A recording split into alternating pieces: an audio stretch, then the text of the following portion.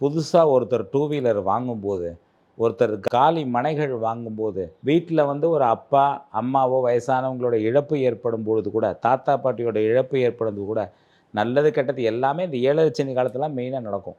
7 சனி, அஷ்டமத்து சனி, கண்டக சனி காலத்துல தான் ஒரு நேரம் சரி தசாபுக்தி சரியில்லாம டைவர்ஸ் நடக்கிறது கூட இந்த காலத்துல தான் நடக்கும் பார்த்தீங்கன்னா. ம். ஸோ நெறைய நல்ல காரியங்கள பண்ணக்கூடிய விஷயம் இந்த 7 சனி, அஷ்டமத்து சனி நடக்கும். ஒரு புதுசா வேலைக்கு சேர்றது, வெளிநாடு டூர் போறது, வெளிநாட்ல போய் வேலை பார்க்குறது எல்லாமே இந்த காலங்கள் மேக்ஸிமம் பொருந்தும் நான் சொல்றது.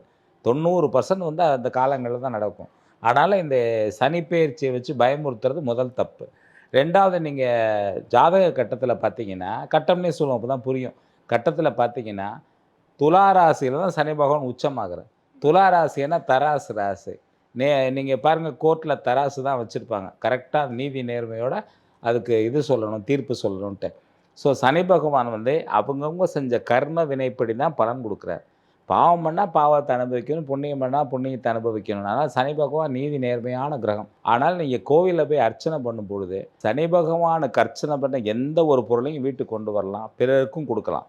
பொதுவா பார்த்தீங்கன்னா, உங்களுக்கு ஒரு உடல் ஊனமுற்றவர்கள வச்சு ஒருத்தர் ஹோம் நடத்துறார். ஒரு பெரிய முதியவர்கள வச்சு ஒருத்தர் ஹோம் நடத்துறாரு.